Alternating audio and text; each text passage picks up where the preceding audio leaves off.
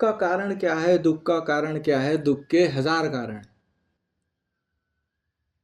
आप पत्ते काटते रहोगे जीवन भर और किसी को कुछ नहीं हाथ आएगा, खाली के खाली हाथ रह जाओगे हमेशा की तरह। दुख के कारण पकड़ने जाओगे तो कुछ नहीं पकड़ में आएगा। हाँ, अगर कारणों के भीतर घुस गए, बिल्कुल अंदर चलते चले जाओ, एक कोई कारण पकड़ लो। फॉर एग्जाम्पल, सबसे ज़्यादा प्रोमिनेंट कारण क्या है? कोई भी एक कारण आप पकड़ लें जहाँ से आपको दुख आ रहा है, उसके भीतर उतरते चले जाएं। जैसे कि एक एग्जाम्पल सोचते हैं, why there is pain in life. ठीक, जीवन में दर्द क्यों है, दुख क्यों है? फिजिकल पेन की बात नहीं कर रहा मैं, वो तो दवा लोगे डॉक्टर के यहाँ से ठीक हो जाएगा और लेनी ही चाहिए। तो अब क्यों दुख है? सबके अलग अलग कारण। एक कारण, किसी का बच्चा उसकी नहीं सुन रहा है, किसी का पति उसकी नहीं सुन रहा है, किसी की बीवी उसकी नहीं सुन रही है, किसी का ब्रेकअप हो गया, किसी का दिल टूट गया, किसी के घर में कोई मर गया। इससे बड़ा दुख और क्या हो सकता है? माता पिता, भाई बहन, कुछ भी, दोस्त यार, हर पॉइंट के डीप में जाओगे ना तो मैं को पाओगे। मृत्यु एक अटल सत्य है, and this is the best thing that can happen to anybody in the world. और मुझे नहीं लगता इससे बेहतर कुछ हो सकता है। एक बार इमेजिन करके देखो, एक लॉजिकल आदमी कोई भी होगा ना, वो इस बात को समझ पाएगा कि लाइफ में ऐसा कुछ भी नहीं है जिसे आप समझो जो परमानेंट हो। सब कुछ आता जाता है। और एक बार सोच के देखो, अगर कभी कोई नहीं मरता तो डायनासोर यहाँ हम लोगों के बीच में बैठा होता, विच मेक्स नो सेंस, है ना? तो समय के साथ सब आते हैं, समय के साथ सब जाते हैं। अब दुख क्यों होता है फिर किसी के जाने से? क्योंकि आप उससे अटैचमेंट बांध लेते हैं।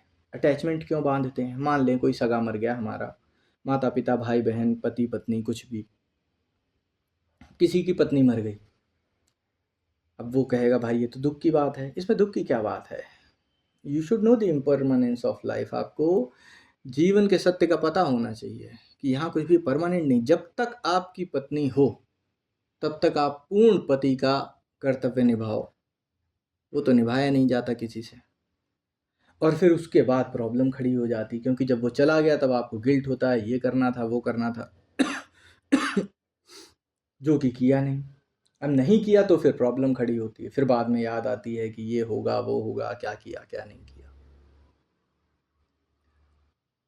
बहुत गहरे में अगर आप उतरो और इस बात को समझो कि दुख क्यों होता है किसी के मरने का, तो हमारे लैक ऑफ अंडरस्टैंडिंग, अज्ञान जिसे कह लें, हमें ये समझ नहीं है कि ज़िंदगी में कुछ भी परमानेंट नहीं है।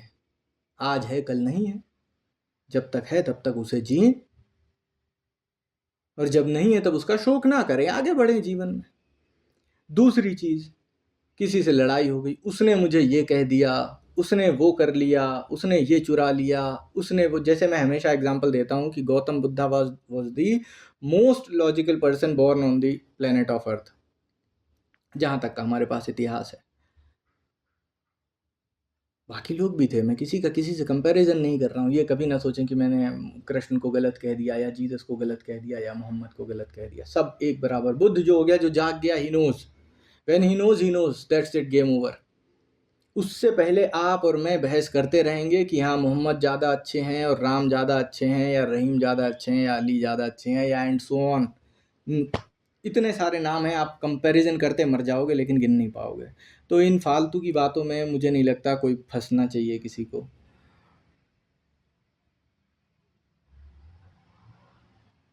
तो ऐसा क्यों है? जैसा कि मैंने कहा, इसके मूल में चलो। अब ये समझ में आई बात कि अगर कोई मरा तो हमारा लैक ऑफ नॉलेज, हमारा अज्ञान उसके पीछे का कारण है जो दुख बनता है। अगर आप इस बात को 100% समझ जाओ, जैसे एप्पल माने सेब, मैंने एप्पल बोला और आपके दिमाग में सेब की इमेज आ गई, तो ये बात आपके दिमाग में इतनी अच्छी तरीके से फिक्स हो जाए, इतनी अच्छी तरीके से आपके दिमाग में ये बात बैठ जाएगी अगर, तो फिर इस बात को लेके दुख नहीं होगा कि किसी का मरना कोई बहुत बड़ी घटना है। ये तो होता आ रहा है और होता रहेगा, तो इस बात के लिए दुख क्या करना। आप लगाव लगा के क्यों बैठ गए भाई, जब आपको मालूम है देयर इज नथिंग परमानेंट। ठीक। नंबर 2, अगर किसी ने कुछ कह दिया, मुझसे गाली दे दी, झगड़ा कर लिया, फलाना ढिमकाना, 50 रीज़न हम लोग देते हैं दुख के। ठीक है, मेरे बच्चे ने मेरी बात नहीं मानी, मेरी बीवी ने मेरी बात नहीं मानी, मेरे पति ने मुझसे ये कह दिया। पति का मुंह उसका जो मनाए कहे, आप कौन होते उसे रोकने वाले, है नहीं। एक लॉजिकल बात सोचो, आप कौन हो। आप अपने जीवन के हकदार हो, किसी के जीवन के मालिक नहीं हो गए। अगर आपने किसी के साथ 7 फेरे ले लिए तो इसका मतलब ये नहीं कि आप बाप बन के उसकी छाती पे बैठ जाओगे। इनफैक्ट बाप का भी अपने बेटे पे इतना हक नहीं होता है। ये बात सुनने में बुरी लगेगी। बेटे का पूरा कर्तव्य है कि जो उसका पिता है उसके प्रति सब कुछ करे वो। अगर बेटा अपना फर्ज नहीं निभा रहा है तो ये बेटे का कर्म है। गुरु की करनी गुरु पावेगा, चेले की करनी चेला, उड़ जाएगा हंस अकेला। एक दिन तो सबको यहाँ से जाना है और अपने कर्मों का भुगतान हर आदमी खुद करता है। तो अगर बच्चा अपना कर्म नहीं निभा रहा, वो उसका कर्म है। अगर बाप बहुत समझदार होगा तो वो बच्चे की करनी में आड़े नहीं आएगा। पूत कपूत तो क्यों धन संचय, और पूत सपूत तो क्यों धन संचय। जैसा पुत्र होगा वो अपना देखेगा। तुम इतना ज़्यादा परेशान ना हो इस बात को लेके कि नहीं वो मेरा कहना नहीं मान रहा, पत्नी का कहीं और चक्कर चल गया। चल जाने दो। कितनी गाली दे के तुम उसे रोक लोगे, मार पीट के रोक लोगे। पति किसी और के साथ घूम रहा है, तुम रोक लोगी। कोई रोक पाया आज तक, कोई नहीं रोक पाया। और वो उनकी इच्छा है। Who are you to tell somebody else what he or she supposed to do? You do what you think is right and that is साधना, जो मैं हमेशा कहता हूँ। आप वो करें जो सही है। अब मैंने ज़्यादातर लोगों का जवाब देखा है कि उसने मुझे गाली दी तो क्या मैं गाली ना दूं, उसने मेरे थप्पड़ मारा तो क्या मैं थप्पड़ ना मारूं। ये क्या बात हो गई। अगर किसी ने कोई गलत काम किया, आपको गलत करने का परमिट मिल जाता है क्या, आपको छूट मिल जाती क्या गलत करने की, कि नहीं तुम भी गलत करो। उसने गलत किया, हाँ जाओ भाई ठीक है, now you can do it. इसके लिए कानून है, व्यवस्थाएं हैं। कानून में अगर कोई सही काम नहीं कर रहा है, कहीं से कुछ ऐसी चीज़ें हो रही हैं जो कि बियॉन्ड हमारी सामर्थ्य है, हमारी रीच के बाहर है,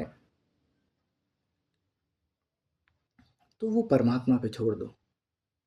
क्योंकि आपके टेंशन लेने से फिर भी कुछ नहीं होगा। हाँ, आपके सामर्थ्य में जो बन पड़ता है, जो आपके अनुसार, जो धर्म के अनुसार आपको सही लगे। धर्म, अगेन मैं हिंदू मुस्लिम सिख ईसाई इन धर्मों की बात नहीं कर रहा और ना मैं कभी करता हूँ, सब जानते हैं। ठीक।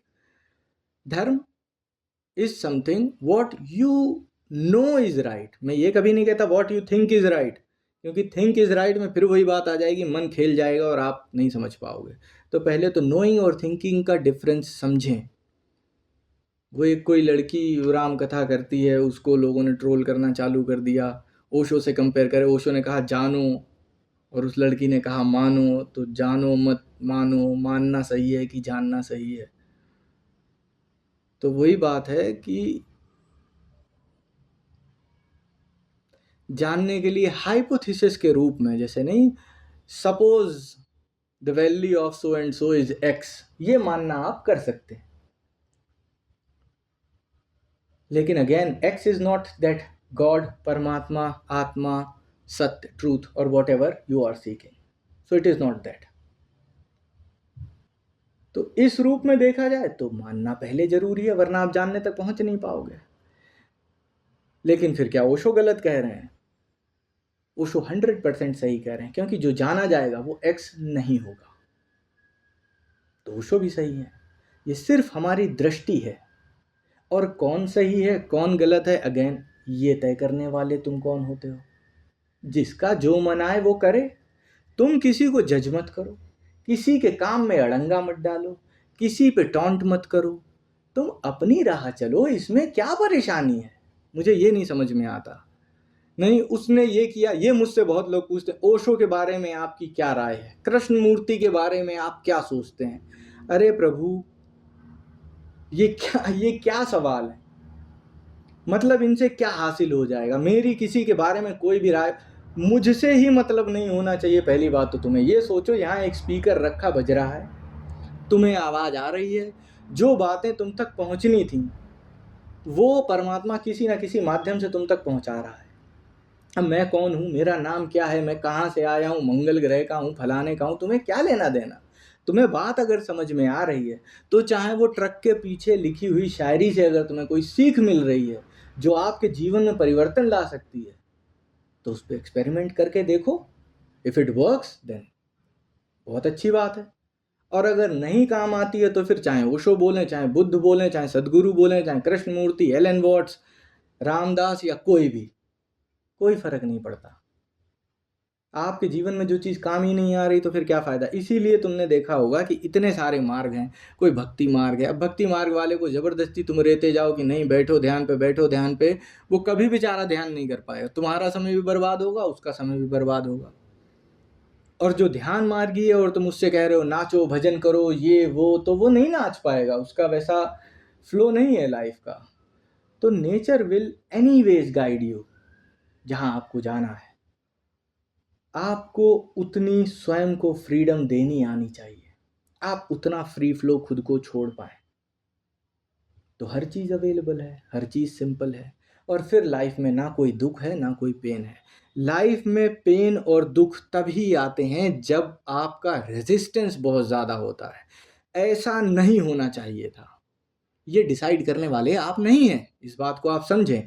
आपकी लाइफ के कितने डिसीजन हैं जो आपके अकॉर्डिंग हुए हैं आज तक, इस बात को समझें।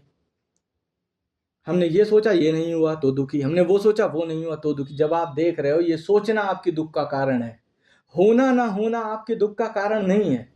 आप क्यों सोच रहे हो कि ऐसा हो वैसा हो। आप प्लान करो, आप अकॉर्डिंगली प्लान करो, जो भी अपना आपको फ्यूचर प्लान करना है वो प्लान करो। वो नहीं होता है तो प्लान बी पे काम करो, बी पे नहीं होता है सी पे काम करो, कुछ भी नहीं होता है तो फिर किसी और चीज़ को रास्ता बनाओ, कुछ और ढूंढो लाइफ में।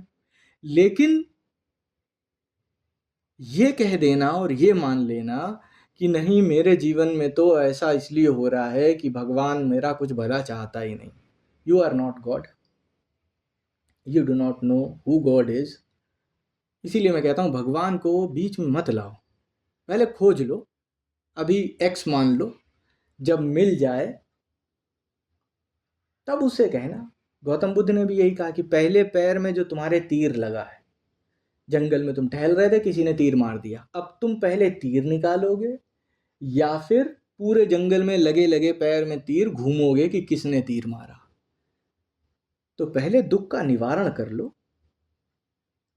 निवारण कैसे होगा, जैसा मैंने कहा कि एक एक दुख के भीतर जाओ, उसे समझो कि ये दुख क्यों आ रहा है। अंत में तुम पाओगे कि कुछ ना कुछ तुम ही ने जो है अड़ंगा लगा रखा है।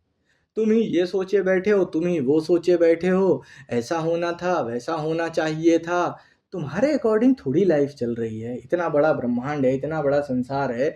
एक कहानी है, मैं आपको छोटी सी सुनाता हूँ, जिसमें कि एक किसान था, वो खेती करता था, तो कभी बाढ़ आ गई, कभी बारिश ही नहीं हुई, सूखा पड़ गया।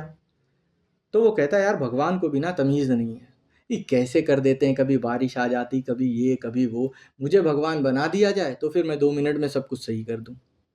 ऐसी कई फिल्में भी आई हैं। ब्रूस ऑलमाइटी जो जिम कैरी की मूवी है, उसका एक रीमेक भी आया था शायद, गॉड तुस्सी ग्रेट हो समथिंग, सलमान खान की। तो वैसी सी कुछ कहानी है। तो भगवान उससे कहता है कि चल ठीक है, तू कर अपने हिसाब से। वो अपने हिसाब से बारिश करता है, अपने हिसाब से जितना पानी चाहिए उतना ही, जितनी हवा चाहिए उतनी, कोई आंधी नहीं आती, कोई तकलीफ नहीं आती, और एकदम लहलहाती हुई बढ़िया फसल बनती। कहता देखा मैंने क्या कहा था। भगवान कहता ठीक, काट अपने गेहूं, बना रोटी, कर एंजॉय। वो गेहूं काटता है एकदम पोले, कतई खोखले, अंदर से कुछ भी नहीं उनके अंदर। तब वो देखते ये क्या हो गया यार, सब कुछ परफेक्ट था, फिर भी ऐसा क्यों हुआ। ऐसा इस कारण हुआ, परमात्मा जो उसे जवाब देता है। कहानी है। Imperfection is life. जीवन में सब कुछ परफेक्ट हो जाता है ना, तो वो रहता नहीं, इट कैन नॉट एग्जिस्ट। पूरा होके खत्म हुआ सब जो है आधा वो ही जिंदा है ना, किसी मूवी का गाना है। तो जब आप पूर्ण हो जाओगे तो कुछ रहेगा ही नहीं। इस अधूरेपन का मजा लो, इसमें फ्रस्ट्रेट मत हो, ये पेन नहीं है। पैसा दे के बड़े वाले गोल वाले झूले पर भी तो मेले में बैठते हो, रोलर कोस्टर राइड भी तो करते हो। लाइफ इज दैट, इसमें मजा लो, फील द पेन।